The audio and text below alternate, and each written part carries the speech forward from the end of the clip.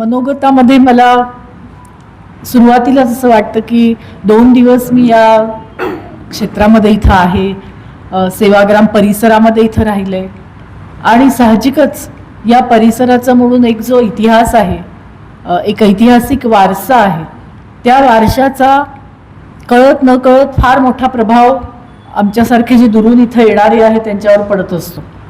आणि त्यामुळं मागच्या वेळी मुनघाटे सरांनी सांगितलं त्याप्रमाणे आम्ही इथं आलो, दिवसभर एक सभा झाली संध्याकाळी आणि आम्ही लगेच दीक्षाभूमीकडे गेलो.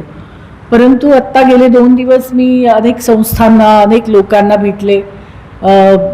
इथं जे सामाजिक चळवळींमध्ये काम करणारे लोक आहेत, ग्रंथालय आहेत, इथलं खादी ग्रामोद्योग केंद्र आहे, अनेक ठिकाणी आम्ही आणि आजसुद्धा पवनारला जाऊन आलो. आम्ही खूप माहिती घेतली या परिसरामधली. विशेषतः व्यक्तिगतदृष्ट्या मला अशा स्थळांना भेटी देणं, इथल्या ज्येष्ठ लोकांना भेटणं, त्यांच्याकडून इतिहास आणि त्यांचं आत्ताचं वर्तमानाबद्दलचं आकलन समजून घेणं, या गोष्टींमध्ये खूप रस आहे. आणि त्यामुळं मी या सगळ्या 2 दिवसांमध्ये जे काही समजून घेतलं त्याच्यामध्ये मला खरंच असं वाटतं की एका विरोधाभास एक खूप मोठा आज जाणवतोय. सेवाग्राममध्ये आज इथं असणं, जेव्हा भारताच्या राजधानीमध्ये, शहरामध्ये एक तरुण पिढी नव्या संघर्षाच्या पावित्र्यामध्ये आणि सत्तेला आवाहन देण्यामध्ये, स्वतःवर झालेल्या अन्यायाचा प्रतिकार करण्यासाठी, न्याय मागण्यासाठी, आपल्या अधिकारांसाठी, हक्कांसाठी लढ्याच्या पावित्र्यात आहेत. आणि त्यातला सगळ्यात मोठा जो आशय आहे तो शिक्षण क्षेत्र आणि त्यांचं रोजगार, त्याचे अधिकार, हे त्यांच्या मुळाशी आहेत. आणि हे सगळं आपण बघत असताना सेवाग्राममध्ये आल्यानंतर मला असं वाटलं की त्या पार्श्वभूमीवर आम्ही कोल्हापुरामध्येही निदर्शनं केली. तिथं अनेक त्याला विरोध करणाऱ्या आमची पत्रकं निघाली, आम्ही कार्यक्रम घेतले आणि या सगळ्या तरुण मुलांना पाठिंबा पण दिला. पण मला असं वाटतं की सेवाग्राममध्ये जिथं महात्मा गांधींनी, विनोबा भावे इथं होते आणि नई तालीमची सुरुवात झाली आणि शिक्षणाबद्दलचा एक अत्यंत नवीन असा अप्रोच, शिक्षणाकडे बघण्याचा एक नवा दृष्टिकोन ज्या स्थळी इथं दिला गेला, त्याचं मूर्त स्वरूप सेवाग्राममधल्या शाळा आहेत, इथं दिलं जाणारं शिक्षण आहे. आणि परवा आम्ही कबीराचा गायनाचा एक कार्यक्रम शाळेमध्येच मी ऐकला. मला असं वाटतं की एका बाजूला हा आपला इतिहास आहे आणि शिक्षणाकडं शारीरिक, मानसिक आणि आत्मिक या तिन्ही पातळीवर व्यक्तिमत्वाचा कसा विकास झाला पाहिजे आणि त्याच्यासाठी एक स्वतंत्र आणि निर्भय व्यक्तिमत्व तयार करण्यासाठी शिक्षण कसं माणसाच्या आयुष्यामध्ये महत्त्वाचं आहे, याचा एक बोध देणारं जे आजचा इथला सगळं वातावरण आहे, त्या वातावरणामध्ये आज आपल्याला असं जाणवतंय की आपण कुठून कोणत्या टप्प्यावर पोचलो आहोत. मी स्वतः 30 वर्ष शिकवलं विद्यापीठामध्ये. विद्यार्थी दशेपासून मी शिवाजी विद्यापीठाशी संबंधित होते आणि माझ्या असं लक्षात आलं की आम्ही त्याचे विटनेस आहोत, साक्षीदार आहोत की शिक्षण व्यवस्था हळूहळू एका समृद्ध, म्हणजे आम्हाला असं वाटायचं की स्वातंत्र्यानंतर ती आणखी अधिकाधिक प्रगत होत जाईल आणि आपल्या देशाचं सगळं चित्र पालटेल, परंतु तिचा ऱ्हास होताना आम्ही बघत आलो. आणि हा जो ऱ्हास आहे तो एक शिक्षक म्हणून, एक पालक म्हणून, एक नागरिक म्हणून, एक महिला म्हणून सतत आम्हाला जाणवत आलेला दिसतो. आणि आज ह्या दोन्ही टप्प्यावर सेवाग्राममधून जेव्हा दिल्लीमधलं आंदोलन मी बघते तेव्हा मला असं नेहमी जाणवायला लागलं 2 दिवस की किती मुळापासून बदल करणं आवश्यक आहे. आज त्या विद्यार्थ्यांची मागणी आहे की शिक्षण मंत्र्यांनी राजीनामा दिला पाहिजे आणि तो दिलाच पाहिजे, परंतु त्याचबरोबर या 2-3 काही महत्त्वाच्या मागण्या पदरात पाडून घेऊन हा प्रश्न सुटणार नाहीये. खूप गंभीर आणि सखोल असे बदल झाल्याशिवाय, मूलगामी बदल झाल्याशिवाय आपल्या तरुणांचं जीवन सुधारणार नाहीये, उन्नत होणार नाहीये. आणि ते जर झालं नाही तर अधिकाधिक खोलात आपली तरुण पिढी जाणार आणि त्याला आपण मी जसं म्हणते की आम्ही साक्षीदार आहोत या सगळ्या काळाचे, शिक्षणाच्या ऱ्हासाचे. तसे भीती वाटते की पुढच्या काळामध्ये जर शासन व्यवस्थेने तरुणांच्याकडे बघायचं आणि त्यांच्या अधिकारांचा मुद्दा गंभीरपणे घेतला नाही तर अतिशय गंभीर बदलांना, विद्रोहांना या व्यवस्थेला सामोरं जावं लागेल. आणि मला असं वाटतं की आपल्यासारखे जे आमच्या पिढीचे लोक आहेत ते सगळे या तरुण पिढीच्या बरोबर राहतील असं मला वाटतं. आणि सेवाग्राम सारख्या परिसर, इथल्या संस्था, इथल्या शिक्षणाबद्दलचे दृष्टिकोन आणि ज्यांनी गांधीजी सारख्या व्यक्तिमत्वाने या सगळ्या व्यवस्थेकडे लक्ष देऊन ती एक सशक्त व्यवस्था करण्याचा प्रयत्न केला, त्यांचे विचार, त्यांचं लिखाण, त्यांचे दृष्टिकोन हे सगळं एकत्र करून आपल्याला या बदलांना सामोरं जावं लागेल असं मला वाटतं. तर त्यामुळे या 2 दिवसांमध्ये मी जे अनुभवलं सगळीकडे जाताना वातावरणामध्ये मला असं जाणवतं की एका बाजूला सेवाग्राममध्ये ब्रिटिशांच्या विरोधामधला निर्भयतेचा संदेश दिला गेला, नागरिकांच्या मध्ये, तरुणांच्या मध्ये, मुलांच्या मध्ये निर्भयता आली पाहिजे व्यक्तिमत्वामध्ये.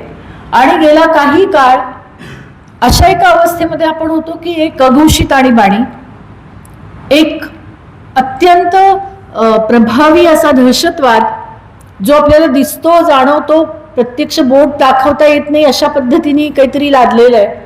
आणि आज तिथली तरुण पिढी पुन्हा ते सगळं झुगारून निर्भयपणे या सगळ्याला सामोरी जाते.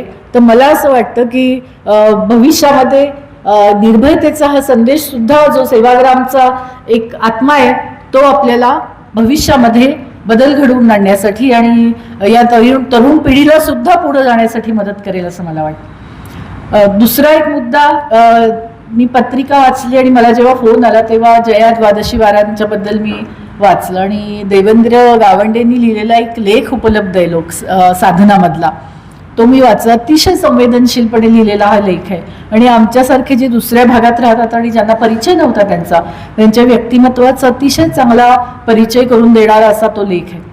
आणि त्याच्यामध्ये मला आता सुषमाताईंनी सांगितलंच सगळं त्यांच्याबद्दलचं, पण मला असं वाटतं की एक मुद्दा मला खूप जो स्पर्शून गेला तो त्यांनी सुरुवातीलाच त्यांनी कोट केलेलं आहे चौकटीमध्ये. आणि त्यांनी असं लिहिलेलं आहे की सरांची एकावर एक पुस्तके निघत असताना आपल्याही लेखनाचे, अनुवादाचे पुस्तक व्हावे असे तुम्ही कधी बोलून दाखवले नाही. गोतावळ्यालाही हे सुचले नाही. या चुकीबद्दलची हळहळ तुम्ही गेल्याला 1 वर्ष झाले तरी कायम आहे. जे कायम दुसऱ्याचा विचार करतात त्यांचा विचार इतरांनी करायचा असतो. हे जगण्यातील साधे तत्व आम्ही विसरून गेलो. याला क्षमा नाही. आयुष्यभर ही जखम अशीच राहणार असं त्यांनी लिहिलंय आणि ते मला खरंच खूप स्पर्शून गेलं. त्याचं कारण असं की त्याच्यानंतर मी हे पण वाचलं की त्यांचं पुस्तक 19ला निघालं, एक पुस्तक प्रकाशित झालेलं आहे त्यांच्या लेखनाचं. परंतु मला असं वाटलं की स्त्रिया ज्या लिहितात, आणि आम्ही खूप प्रवास केला, मी माझ्या अकॅडमिक कामांसाठी आणखी इतर कामांसाठी सुद्धा सामाजिक चळवळीच्या निमित्ताने, ज्या लिहित्या स्त्रिया आहेत त्या लिहित्या स्त्रियांचं एक वेगळंच विश्व आहे आणि त्यांचे वेगळेच प्रश्न आहेत. मला नेहमी असं जाणवत राहिलं आणि मी सुद्धा माझ्या लेखनाचं बघते की माझा 2004ला सिरियोजा हे ट्रान्सलेशन आलं. त्याच्यानंतर 2003ला अविनाश गेला अचानक आमच्यामधून आणि 2 मुलांची एक एकल माता म्हणून काय जबाबदारी असते ती मला माहिती आहे. त्यामुळं 2 मुलांना सांभाळणं, त्यांचं शिक्षण, नोकरी परमनंट नव्हती, या सगळ्या याच्यामध्ये खरंच लेखनाला वेळ मिळाला म्हणजे सुचलंच नाही. 2014ला मी मॅक्सिम गोर्कीचं तळघर ट्रान्सलेट केलं आणि त्याच्यानंतर 2015ला पानसरेंचा खून झाला. त्याच्यानंतर आम्ही इतके त्या केसमध्ये, तपासामध्ये सतत फिरत राहिलो, देशभर फिरत राहिलो, 10 राज्यांमध्ये गेलो, अनेक जिल्ह्यांमध्ये गेलो. आणि मला आठवतं की त्याच्यानंतर काही वर्ष गेली तेव्हाही आमचं काही लिखाण झालं नाही. पण त्या काळात मी जे लिहिलं ते सगळं हे खून हे का केले गेले, कोणी केले, त्याचे तपास, त्या अभिव्यक्ती स्वातंत्र्याचा प्रश्न, याच्याबद्दल लेख लिहित राहिलो, आम्ही भाषणं करत राहिलो. पण त्याच्यानंतर अविनाश पानसरे व्याख्यानमाला आमच्याकडे जी घ्यायचो त्याचं आमचं एक असा उपक्रम आहे की त्या व्याख्यानांचं आम्ही पुस्तक करतो. सो गेल्या 20 वर्षांची आमच्याकडे 20 पुस्तकं अवेलेबल आहेत. आणि ही पुस्तकं म्हणजे त्या काळाचं एक ज्याला आपण म्हणतो ऐतिहासिक रेकॉर्डिंग ज्याला आपण म्हणतो तशा टाईपची पुस्तकं आहेत. अत्यंत उत्तम दर्जाचे वक्ते आणि एक विषय आणि त्या विषयाला धरून 7 व्याख्यानं 7 दिवस असतात. 6 वाजता आमचा हॉल पूर्ण असतो. 400 लोक आमच्या हॉलमध्ये बसलेली असतात. तरुण मुलं वही पेन घेऊन येतात आणि असे 20 वर्ष आम्ही ही व्याख्यानमाला चालवतो. परंतु त्याची जी पुस्तकं आहे त्याच्या संपादनाची जबाबदारी माझ्यावर आली आणि मग ती 7 पुस्तकं मी आणली आहेत बरोबर, ती संपादनाच्या कामामध्ये गेले आणि त्याच्यानंतर मग हळूहळू सगळी जी रखडलेली कामं आहेत ती करणं. रशियाचं पुस्तक असेल, ज्या विषयामध्ये मी काम करते त्या विषयाची अनेक पुस्तकं मी मार्गी लावली. पण रोजची जबाबदारी, तुमच्या नोकऱ्या, तुमचं सगळं सामाजिक काम आणि लिखाण याच्यामध्ये प्रचंड ताण आमच्यावर येतो आणि मला असं वाटतं की हे जे सगळे लिखाणाचे, निर्मितीचे सगळे जे आनंद आहेत ते अत्यंत संघर्षातून स्त्रियांना मिळत असतात असं आमचा अनुभव आहे. आणि त्यामुळे मी नेहमी आमच्या विद्यार्थ्यांच्या समोर, जेव्हा आम्ही महिला दिनाचा कार्यक्रम घेतला होता तेव्हा मागच्या वर्षी आम्ही अशी थीम घेतली होती की लिहिणारे स्त्रियांचे अनुभव. आणि मग असं लक्षात आलं की आम्ही सामान्य मध्यमवर्गीय प्रिव्हिलेज्ड आहे बऱ्या अर्थाने, अशा स्त्रियांना जर इतके प्रश्न येत असतील तर ज्या स्त्रिया डिसेंट, ज्याला आपण म्हणतो की असहमतीचा आवाज म्हणून लिहितात, अभिव्यक्त होतात, त्या स्त्रियांनी किती प्रचंड त्रास सहन करून आपलं लेखन केलेलं आहे. याचे काही नोबेल पारितोषिक विजेत्या स्त्रिया आहेत, लेखिका आहेत, त्यांचे अनुभव जरूर वाचा. तुम्हाला इंटरनेटवर पण मिळतील. तुरुंगामध्ये जाऊन कुटुंबाच्या विरोधामध्ये, कुटुंबात जेव्हा स्त्रियांच्या विरोधामध्ये असतात, एका विरोधामध्ये या अर्थाने की मूल्यात्मकरित्या पितृसत्ताकतेला चा आधार असणारे, त्याचा आधार मानणारी कुटुंब असतात आणि तिथं स्त्रियांना अशा पद्धतीने मुक्त बोलायचं असतं, अभिव्यक्त व्हायचं असतं, तेव्हा किती कठीण प्रसंगातून त्या लिहितात. मला असं वाटतं सोनाली नवांगुळ आमची कोल्हापूरची आहे, तिने मध्यरात्री नंतरचे दिवस म्हणून ट्रान्सलेट केलेली एक सलमाची कादंबरी आहे, तुम्ही ती जरूर वाचा, ज्याच्यामध्ये आपल्याला कळतं की तिचे प्रश्न काय आहेत.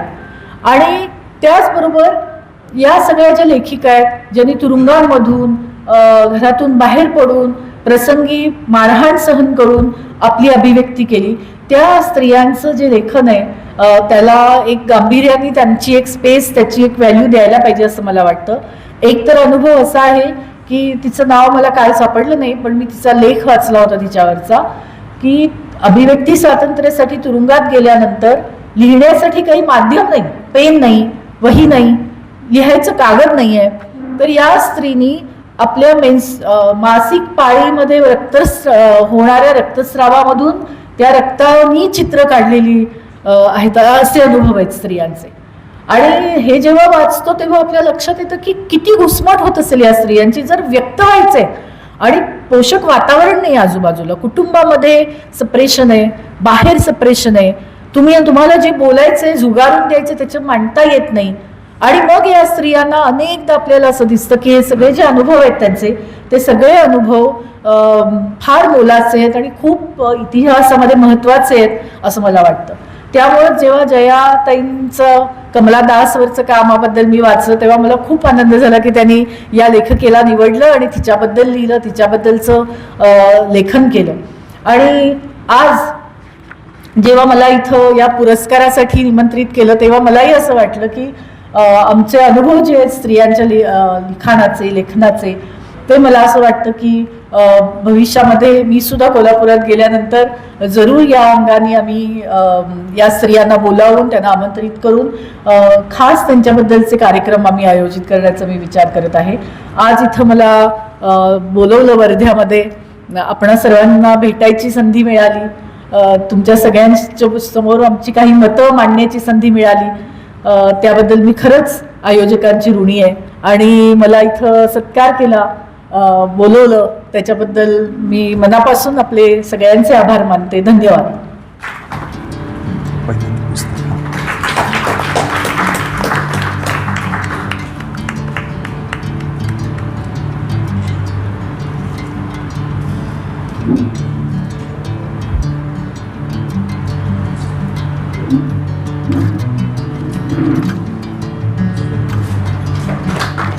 नमस्कार सर्वांना. मी वर्षा ढोके सय्यद. जयाताई द्वादशीवार यांच्या स्मृतीनिमित्त हा जो 9वा पुरस्कार पुरस्काराचं 9वं वर्ष आहे आणि हा जो निमंत्रित केलेला आहे, देण्यात येत आहे, त्यासाठी मला जे बोलावलं, प्रथमतः मी त्यासाठी आयोजकांचे आणि त्यांच्या संपूर्ण टीमचे प्रथमतः आभार मानते. कसं असतं की पुरस्कार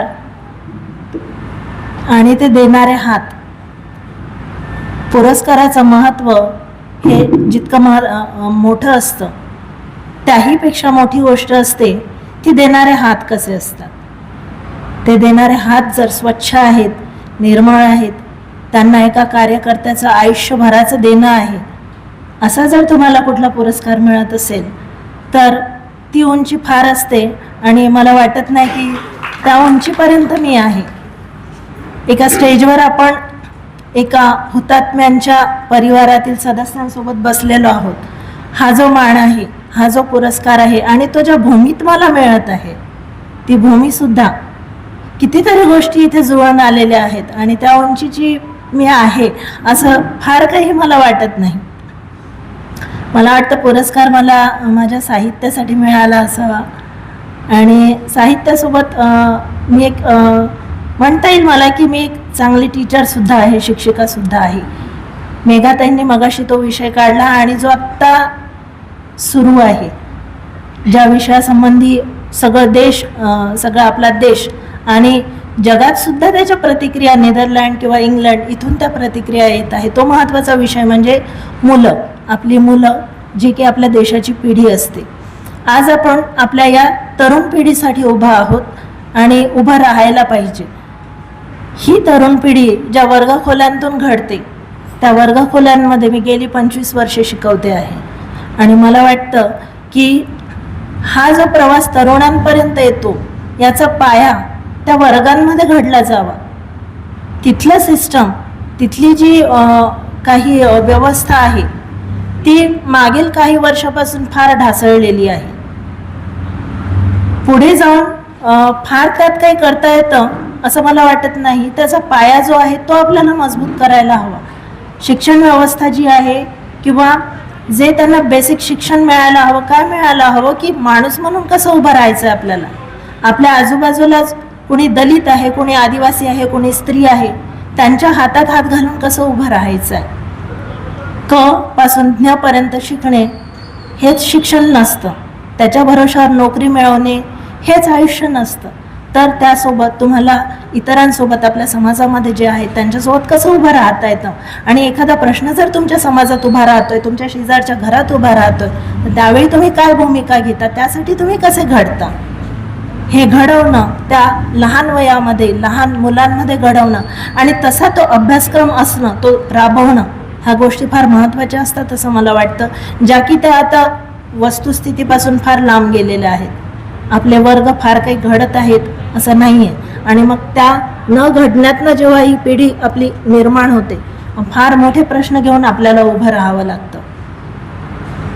स्वतःसंबंधी सांगेन थोडं की कवयित्री जरी असली तरी माझा हा जो प्रवास आहे, हा पूर्वीचा आणि लग्नानंतरचा माझे जे पती आहेत आमीन सय्यद यांच्यासोबत झालेला जो प्रवास आहे, त्यांची पण मला पूर्ण साथ आहे याला. आणि याच्यासोबत माझा मुलगा कबीर.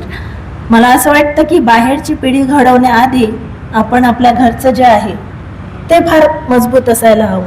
त्याला एक माणूस म्हणून घडवताना, त्याला समाजासोबत राहताना कसं राहायला पाहिजे हे शिकवणं, हे त्याला घडवणं, हे माझं पहिलं कर्तव्य होतं आणि ते मी केलं.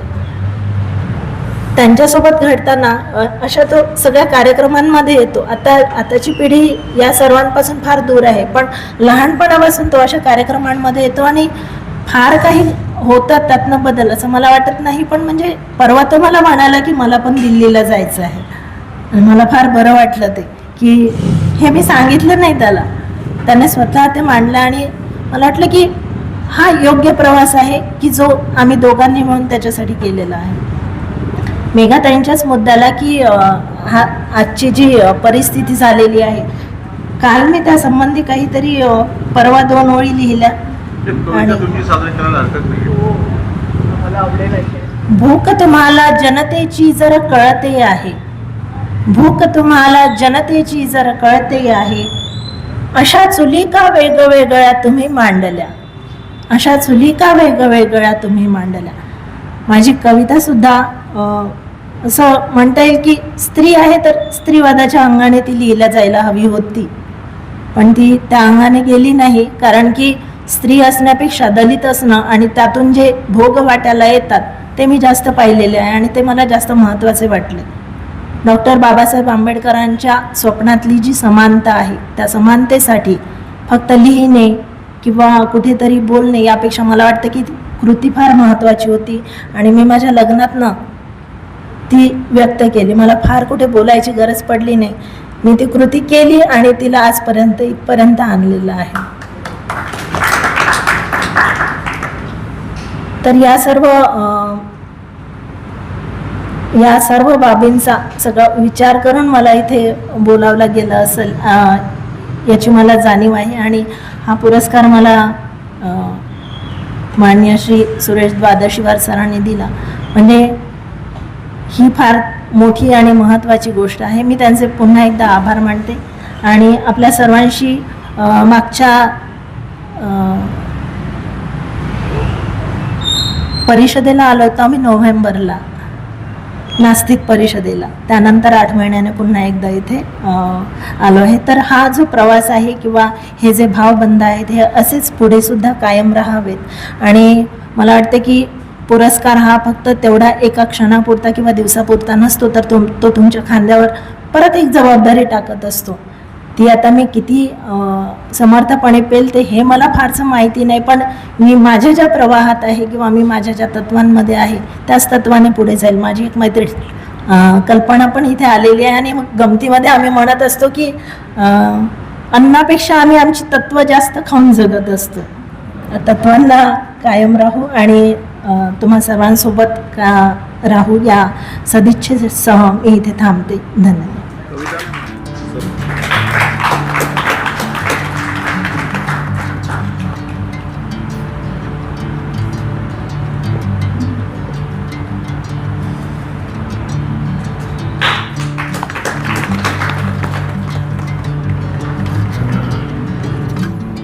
सर्वप्रथम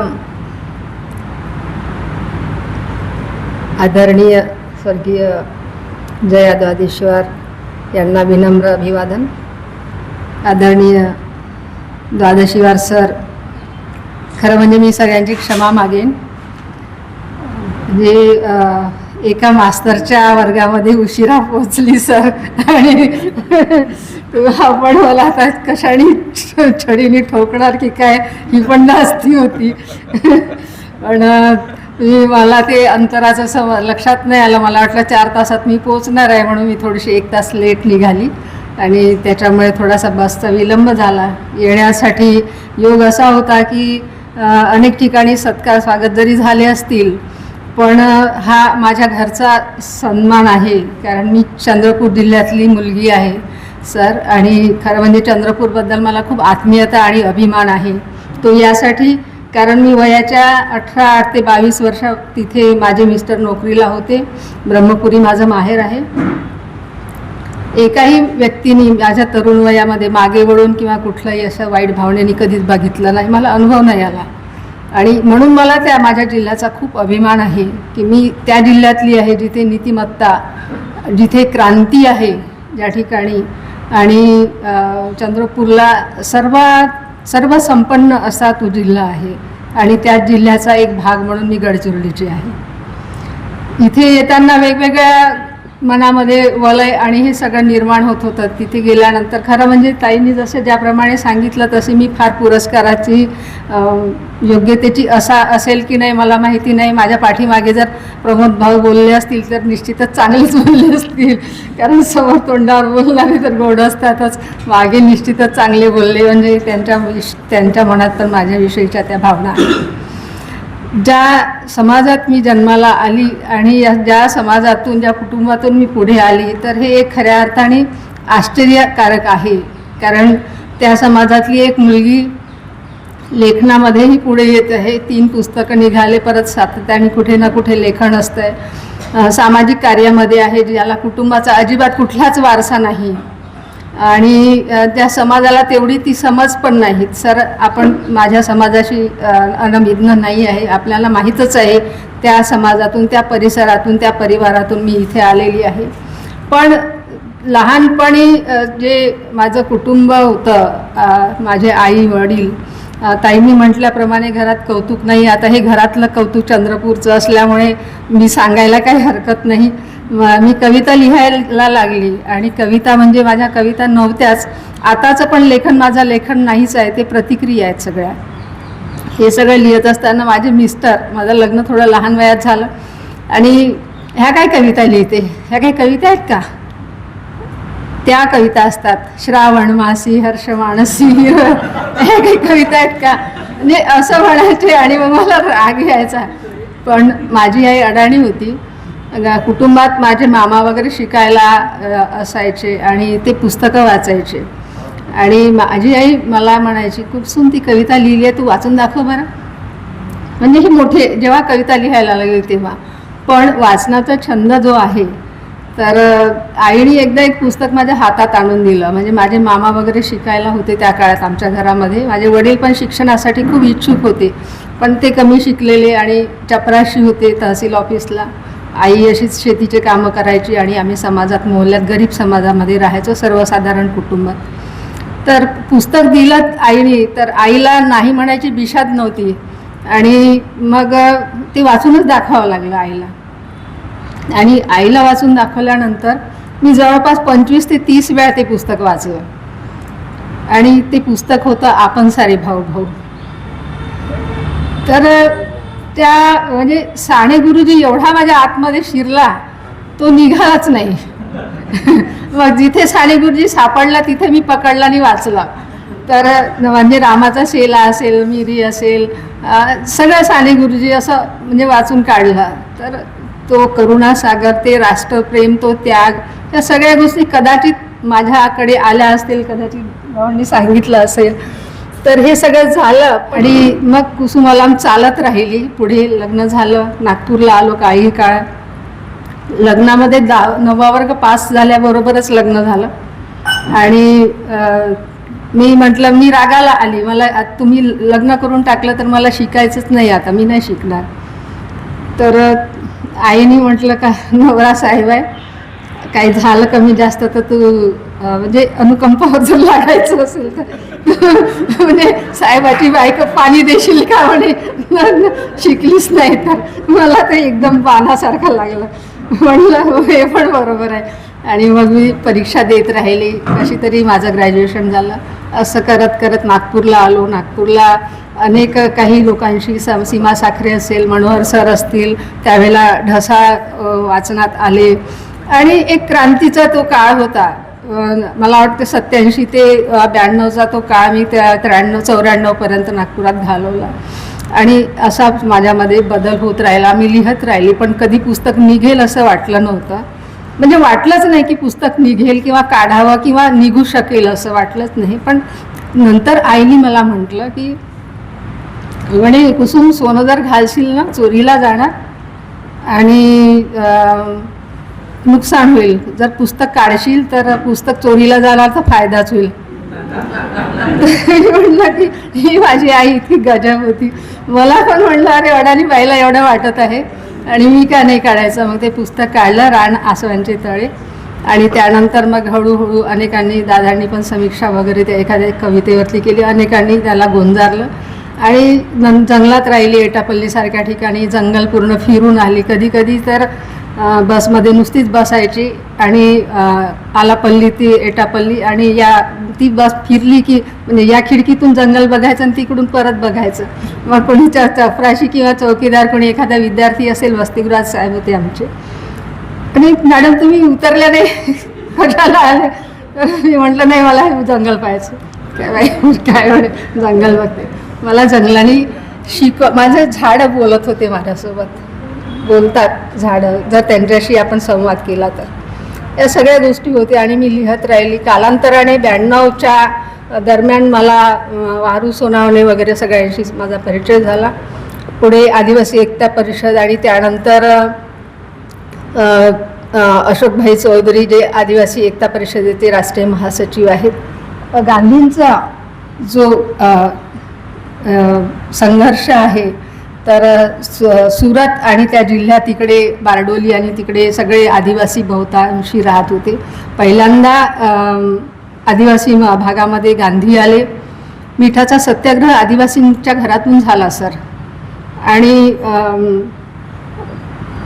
खूप मोठं आहे ते, कधीतरी लिहेल मी. आणि हे सगळं मी गांधीमध्ये मी मिसळून गेली गुजरात्यांमध्ये. अशोकभाई माझ्याकडे वारंवार येतात आणि तो संघर्ष तिथे झाला. आणि कस्तुरबांना लिहिता वाचता येत नव्हतं. येरवडा जेलमध्ये असताना दशरीनी आधी म्हणजे अशोकभाईच्या आईने त्यांना लिहायला वाचायला शिकवलं. आणि गांधी म्हणाले की मैं जो काम नहीं कर सकता वो दशरी तूने करके दिखाया. त्यांना सरदारांना पदवी मिळाली असेल, सरदार पदवी.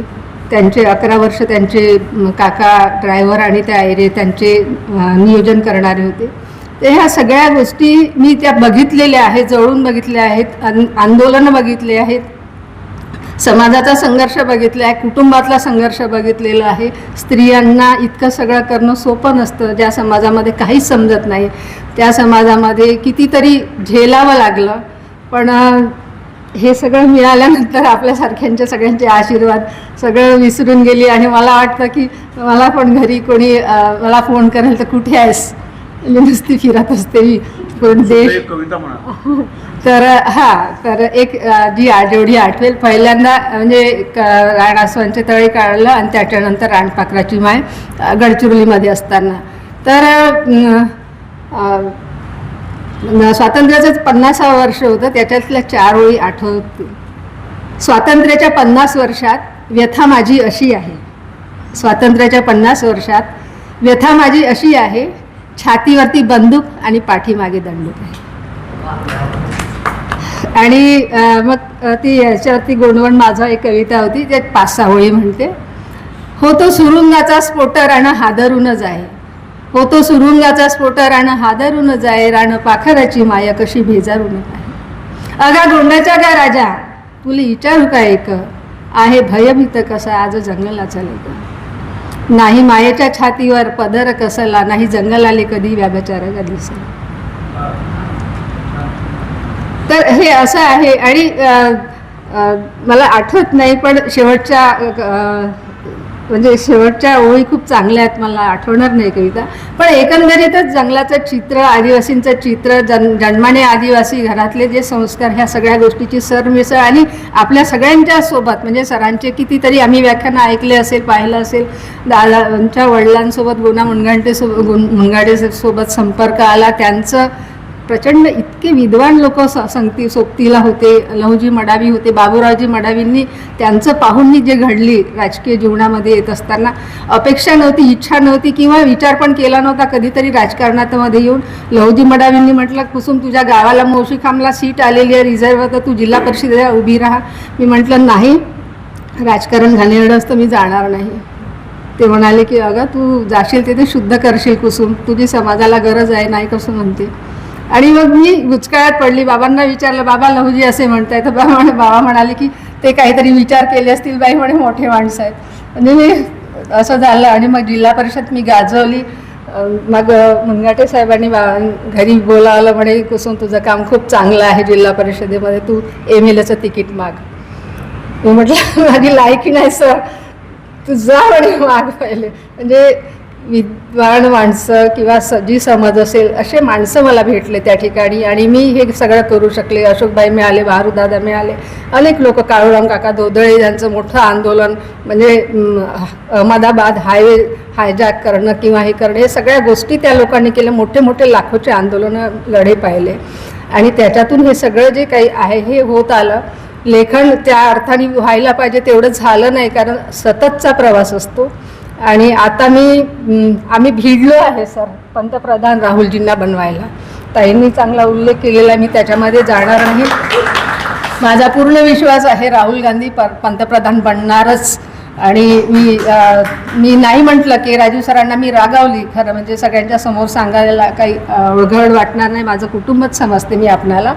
मला बोलावलं दिल्लीला, म्हटलं क्यों बुलाया है, बोले क्या जरूरत है बुलाने की, बोले क्या लाई हो, मैं नहीं ला सकती, मैं कुछ भी, मैं एक हाथ से उठा नहीं सकती हूँ, 40 साल से काम किया, मैं क्या क्या लाऊं, मैं बोली कागज दे, मैं लिख के देती हूँ। मतलब क्या किया सर, मैं बोली आपने कोई आदिवासी का बड़ा नेता बनाया कांग्रेस ने, बताओ। मैं बोली मुझे ज़रूरत नहीं है, मुझे कोई पद वगैरह लेने के लिए नहीं आई हूँ सर, मैं बोली मैं पेन्शनर हूँ, मेरे पास में पैसे नहीं है, मैं दिल्ली आ नाही सकती.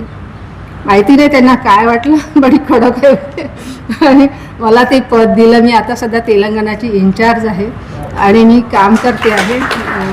आपण मला या ठिकाणी माझा सत्कार केला, सन्मान केला, तेवढं प्रेम दिला, ही न संपणारी शिदोरी आहे माझ्या आयुष्यामध्ये. आणि मी आपली मुलगी आहे, उशीर झाला, मला क्षमा करा, एवढं बोलते आणि इथे थांबते. माझ्या घरची माणसं म्हणूनच नमस्कार करा. या निमित्तानं तिच्याविषयीची कृतज्ञता म्हणून रवींद्र हा कार्यक्रम त्यामध्ये मला मदत करायला आमचे नंदू नागरकर होते, त्यांचे मित्र होते, प्रमोद आहे, हे सगळ्यांनी मला फार मोठी मदत केली. माझ्या हाताखाली 10 माझ्या सहकारी जे होते वर्तमानपत्रात, त्यातले 10 जण संपादक झाले. त्यातला माने इथे बसलाच आहे. आणि सुदैवानं इतकं प्रेम लाभलं लोकांचं. आमचं प्रदीप दाते आहे, हा विदर्भ साहित्य संघाचा पूर्वाध्यक्ष आहे, पण मी प्रदीपला दात्यासारखं सांगू शकतो. हे सगळं जे आहे ना, हे आमचा कर्णात आमचाच मुलगा आहे.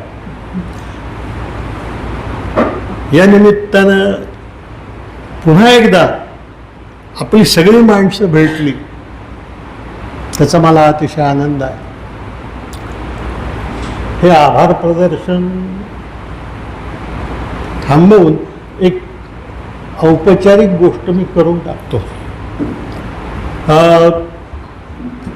आजच्याच दिवशी कोणतीही कल्पना नसताना माझं 30वं पुस्तक आलं आहे.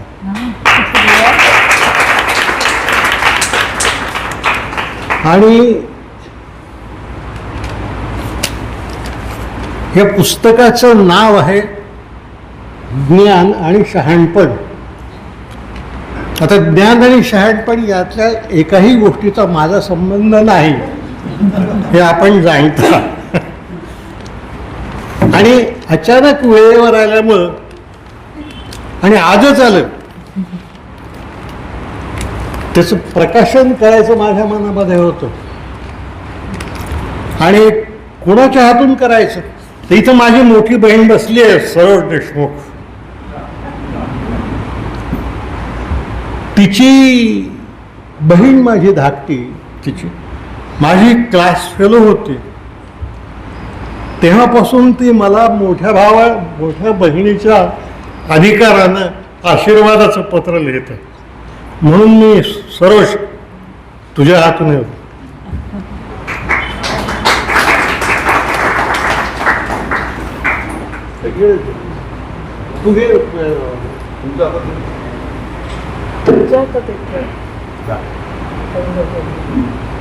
पण अतिशय भाग्याचा हा दिवस, भाग्य सुद्धा शब्द कमी पडतो आहे की आज एवढी मोठी ही व्यक्ती, असा माझा लहान भाऊ आहे, जास्त मला बोलता येत नाही, त्यांनी पत्राचा उल्लेख केला, त्याच्या वाढदिवसाला मी पत्र पाठवत असते.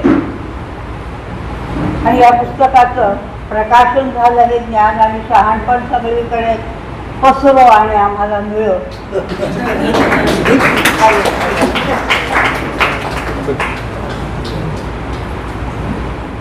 मित्रो, जयाच्या निमित्तानं का होईना पण इतक्या चांगल्या लोकांचा माझा संबंध आला, यांचा सत्कार करण्याची संधी मला मिळाली. मी साहित्य महामंडळाचा 5 वर्ष अध्यक्ष होतो, 17 वर्ष साहित्य संघाचाही अध्यक्ष होतो. माझ्या अध्यक्षतेखाली पु ल देशपांड्यांपासून सगळ्यांची व्याख्यानं झाली आहेत. पण मी तुम्हाला सांगतो, प्रथितयश आणि नामवंत लेखकांपेक्षा जे लेखक कार्यकर्ते असतात ते जास्त चांगलं बोलतात, हे मला आत्ता लक्षात आहे. कुसुम काय बोलली आत्ता, तिचं माझं नातं सांगतो. मी 12 वर्ष आदिवासींमध्ये राहिलो आहे. त्यांच्या प्रश्नासाठी एक वर्तमानपत्र चालवत होतो त्यांच्या दारिद्र्यासंबंधी प्रश्नांसंबंधी. मग गडचिरोली जिल्ह्यातल्या विशेषतः आष्टीच्या खालच्या भागात प्रत्येक गावातल्या आदिवासींची 5 नावं घेऊन त्यांच्याशी बोलता येते, बायकांशी सुद्धा. मला माडीय भाषा येते. कुसुमताई, खूप व्हायचं आहे त्या क्षेत्रात अजून. तुम्ही जे काम करता ना ते फार मोठं आहे, फार मोठं आहे आणि ते करत राहा. मी तुमच्या सोबत आहे. वर्षाचा माझा संबंध फार कमी आला. तिच्या 2-3 कविता मी फक्त एका ठिकाणी वाचले आणि मग पुस्तक वाचलं. आणि पुस्तक वाचल्यानंतर लक्षात आलं की अरे, आपल्या सावनेरची मुलगी इतकं चांगलं लिहिते आणि आम्हा विदर्भातल्याच लोकांना माहीत नाही. तू मगाशी म्हणाली की ते कुसुम म्हणाली की ते श्रावणातल्या वगैरे ते त्याच कविता आम्हाला माहीत आहे, आमच्या लोकांच्या माहीत नाही. आमच्या जवळची माणसं किती चांगलं लिहितात. ती म्हणाली की झाडांशी बोलता येतं. तुला मी एक सांगतो, स्पिनोझा नावाचा तत्वज्ञ होता. त्याला आईन्स्टाईन आपला गुरु मानत होता. तर स्पिनोझाने असं लिहिलंय की शब्द वाचून सुद्धा बोलता येते. ज्ञानेश्वरही म्हणाला आपला शब्द विण संवादीचे. पशु पक्षी कसे बोलतात? आमच्या आदिवासींच्या माडीया भाषेला लिपी नाही ना, स्वरांची भाषा. स्पिनोझा असं म्हणायचा की झाडही बोलत असतात. किंबहुना मी परमेश्वर आशीर्वाद देणारा आणि शाप देणारा मानत नाही. मी तो परमेश्वर मानतो, तो झाडामध्ये, पानामध्ये, फुलामध्ये चेतना पेरतो. ती चेतना हा माझा ईश्वर आहे. आता ज्यांना झाडाशी बोलता येते ना त्यांना परमेश्वराशीही बोलता येते असं माझं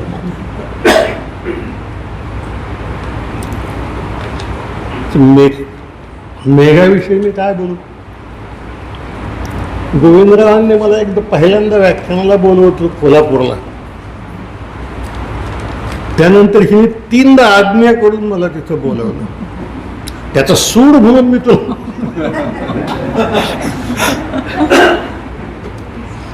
पण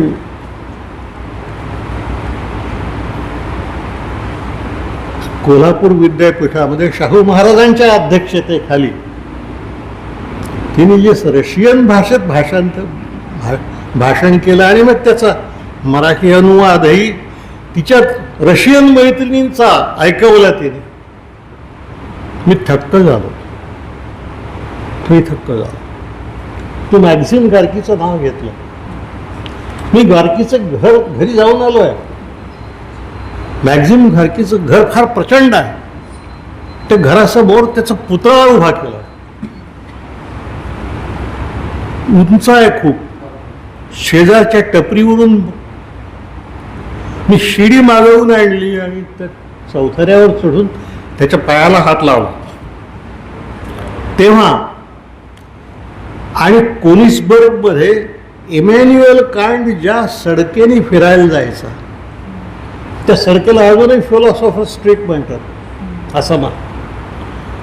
त्या सडकेवरूनही मी चालून पाहिलं. पण मेघा त्याच्या पायाला हात लावला, त्या सडकेवरून चाललो. त्याची धन्यता वाटली. पण त्यातलं ज्ञान काही माझ्या डोक्यात शिरलं नाही.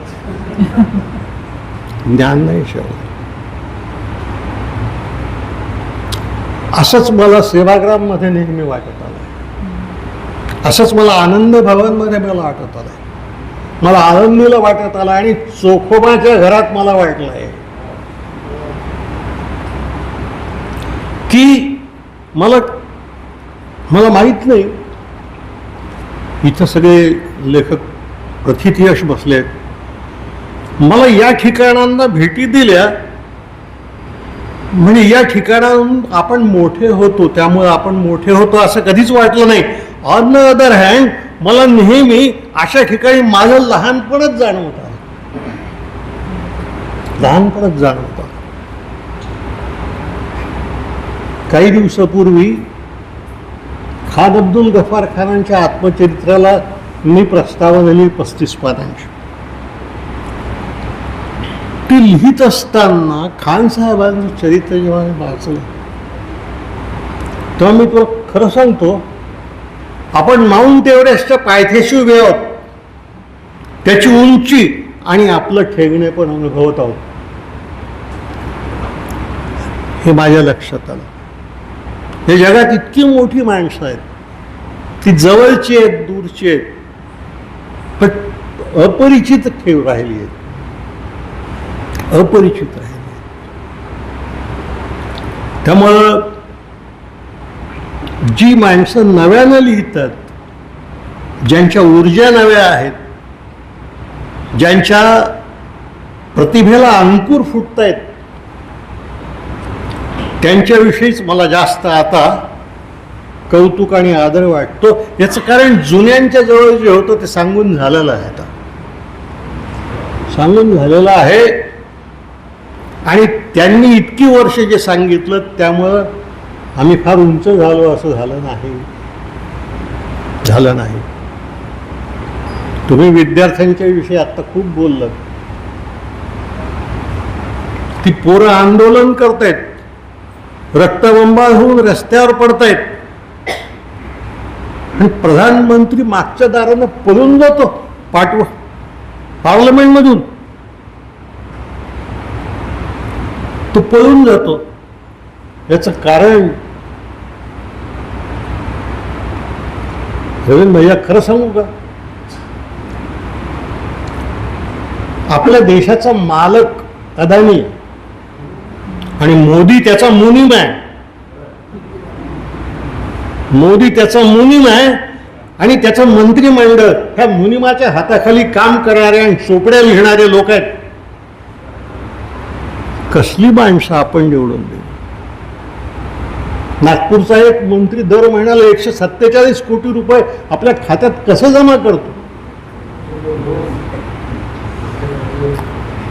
त्यामुळे नावं कशाला घ्यायची, आपल्या जवळची आहेत.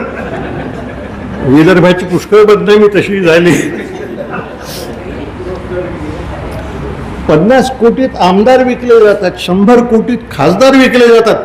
बरं, खासदार आणि आमदार विकले जातात याचं महत्वाचं नाही आहे, सरकार विकली जातात.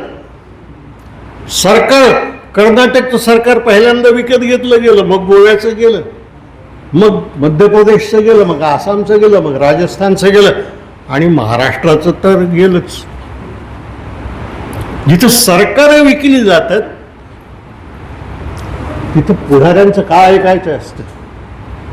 ती जी पोरं आहेत ना दिल्लीत मार खात,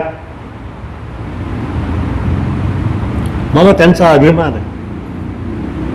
ते रक्त सांडतायत, पण त्यातला कुणीही अजूनपर्यंत हात उगारला नाही पोलिसांवर. हे तुम्ही लक्षात घ्या. ते जे करतायत ना तो गांधीचा सत्याग्रह आहे, तो गांधीचा सत्याग्रह आहे. रवींद्र भैया, मी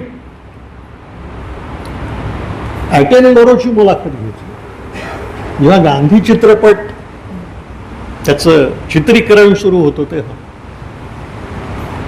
पनवेलच्या जवळ टॉल्स्टॉय आश्रमाचं शूटिंग होतं. मी ॲटेनबरोंना असं विचारलं, माझ्यासोबत एक मराठीचे दिग्दर्शकही होते. मी ॲटेनबरोंना असं विचारलं की देशाच्या स्वातंत्र्यासाठी लढलेले नेते जगात सर्वत्र झाले. तिकडे वॉशिंग्टन झाला, तिकडे क्रॉमवेल झाला, इमॉन द व्हॅलेरा झाला, लेनिन झाला, माओ झाला. हे सगळे सोडून तुम्हाला गांधीवर चित्रपट का काढावा असं वाटतं. तर तो म्हणाला, देशाच्या स्वातंत्र्यासाठी हातात शस्त्र घेऊन लढणारे नेते जगात सर्वत्र झाले. शस्त्र न घेता लढणारा नेता फक्त तुमच्या देशात झाला. तो या भूमीत झाला. त्या झोपडीत बसून त्यानं देशाचं राजकारण केलं. खारीक, बकरीचं दूध आणि तुटलेला चमचा घेऊन जेवत होता आणि राहत होता. त्याच्या एका जेवणाचा खर्च 44,000 रुपये नव्हता आजच्या प्रधानमंत्र्यासाठी. हे मी खोटं सांगत नाही, छापून आलं. 44,000 रुपयाचं एक जेवण कसं असते हे मला इथं बघायचीच इच्छा. कुठे आहोत आपण? तू एवढं शिक्षणाविषयी बोललीस. मी भोकरकरांशी मघाशी बोलत होतो. मी त्यांना म्हणालो की हा लढा शिक्षणाचा नाही, हा शिक्षणासाठी नाही, हा शिक्षणाविरुद्धही नाही, हा कशाचा लढा आहे? 1,00,000 शाळा बंद झाल्या देशातल्या. महाराष्ट्रातल्या 26,000 शाळा बंद झाल्या. हायस्कूल बंद व्हायला लागली. कारण या शाळांमध्ये, म्युन्सिपाल्टीच्या शाळांमध्ये, जिल्हा परिषद शाळांमध्ये कोणाची मुलं जातात? गरिबांची मुलं जातात. पब्लिक स्कूलमध्ये आणि मोठमोठ्या इंजिनिअरिंग कॉलेजेसमध्ये आणि प्रसिद्ध विद्यापीठांमध्ये कोणाची मुलं जातात? मंत्र्यांची जातात, उद्योगपतींची जातात. मग यांच्या शाळा बंद का? यांच्या शाळा बंद यासाठी की यांनी दरिद्रीच राहायला पाहिजे, यांनी दरिद्रीच राहायला पाहिजे आणि आमच्या पायाखालीच राहायला पाहिजे आणि आमचं मोठेपण टिकलं पाहिजे. ही लढाई शिक्षणाची नाही, ही विषमतेविरुद्धची लढाई आहे. कधीतरी नव्या पिढींना, नव्या पिढ्यातल्या अंकुरांना मूल्यांचं मार्गदर्शन केलं पाहिजे. मूल्यांचं मार्गदर्शन केलं पाहिजे आणि ते तुम्ही केलं पाहिजे, सगळ्यांनी केलं पाहिजे. माझ्यासारखीची तू वय झाली. तुमच्या माझ्या आयुष्यामध्ये 2 प्रकारच्या निष्ठा असतात. एक जन्मदत्त निष्ठा असते, ती मिळवावी लागत नाही, ती जन्मानंच मिळते. वंश, जात, धर्म, देश, भाषा ह्या आपण मिळवलेल्या गोष्टी नाही आहेत, त्या आपोआप मिळाल्यात आणि त्या चिकट्या गोष्टींनी आपलं आयुष्य घडवलं आहे. पण मूल्यनिष्ठा ज्या असतात त्या मिळवाव्या लागतात, आत्मसात कराव्या लागतात. त्यात न्याय, स्वातंत्र्य, समता, बंधुता, लोकशाही, नीतिमत्ता या गोष्टी येतात. हा समाज कधीतरी, तुझ्या व्याख्यानावरून बोलतो मी, जन्मदत्त निष्ठांकडून मूल्यनिष्ठांकडे गेला पाहिजे. यालाच प्रबोधन म्हणतात, यालाच प्रबोधन म्हणतात. असं प्रबोधनाचं युग सुरू व्हावं या देशामध्ये. आमच्या पिढीत नाही, आपल्या पिढीत व्हावं. आपल्या पिढीत नाही तर आपल्या पोरांच्या पिढीत व्हावं, अशी या प्रसंगी मी प्रार्थना करतो. या तिघींनीही हा सन्मान स्वीकारला म्हणून त्यांचे आभार मानतो आणि